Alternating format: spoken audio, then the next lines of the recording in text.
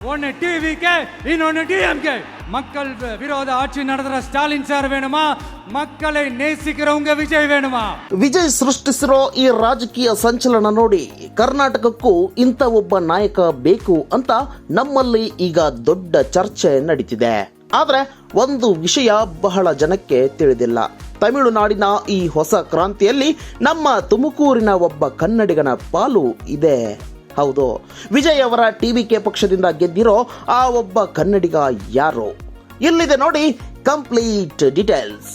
ಮೆಟ್ಟುಪಾளைಯಂ ಕ್ಷೇತ್ರದಿಂದ ಭರ್ಜರಿ ಜಯ ಸಾಧಿಸಿ ಶಾಸಕರಾಗಿ ಆಯ್ಕೆಯಾಗಿರೋ ಸುನಿಲ್ ಆನಂದ್ ಮೂಲತಃ ನಮ್ಮ ತುಮಕೂರು ಜಿಲ್ಲೆಯ ತುರುವೇಕೆರೆಯವರು.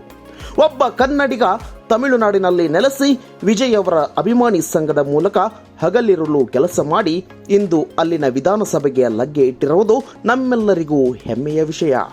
ಕರ್ನಾಟಕದ ನಂಟು ಹೊಂದಿರೋ ಸುನಿಲ್ ಆನಂದ್ ಅವರ ಈ ಗೆಲುವು ವಿಜಯ್ ಅವರು ಸಾಮಾನ್ಯ ಕಾರ್ಯಕರ್ತರಿಗೆ ನೀಡುವ ಮನ್ನಣೆಗೆ ಸಾಕ್ಷಿಯಾಗಿದೆ. ನೋಡಿ, ಸಾಮಾನ್ಯವಾಗಿ ರಾಜಕೀಯ ಅಂದ್ರೆ ತಾತ, ಆಮೇಲೆ ಮಗ, ಆಮೇಲೆ ಮೊಮ್ಮಗ ಅನ್ನೋ ವಂಶ ಪಾರಂಪರ್ಯ ಆಟ ಇರುತ್ತೆ. ಆದ್ರೆ ವಿಜಯ್ ಈ ಸಂಸ್ಕೃತಿಯನ್ನೇ ಬದಲಾಯಿಸಿದ್ದಾರೆ. ತಮ್ಮ ಮನೆಯಲ್ಲಿ 30 ವರ್ಷ ಕೆಲಸ ಮಾಡಿದ ಡ್ರೈವರ್ ಮಗ ಶಬರಿನಾಥನ್ನನ್ನ ಶಾಸಕನಾಗಿ ಗೆಲ್ಲಿಸಿದ್ದಾರೆ. ಇತ್ತ ರಾಯಪುರಂನಲ್ಲಿ ಒಬ್ಬ ಸಾಮಾನ್ಯ ಆಟೋ ಚಾಲಕ ಡಿಎಂಕೆ ಮತ್ತು ಎಐಎಡಿಎಂಕೆಯ ಪ್ರಭಾವಿ ನಾಯಕರನ್ನೇ ಸೋಲಿಸಿ ಇತಿಹಾಸ ಬರೆದಿದ್ದಾನೆ. ಹಣಬಲ ತೋಲ್ಬಲ ಇರೋರಿಗೆ ಮಾತ್ರ ಟಿಕೆಟ್ ಕೊಡೋ ಈ ಕಾಲದಲ್ಲಿ ಸಾಮಾನ್ಯ ಮನುಷ್ಯನನ್ನ ವಿಧಾನಸಭೆಗೆ ಕಳಿಸೋ ವಿಜಯ್ ಆಶಯ ನನಸಾಗಿದೆ.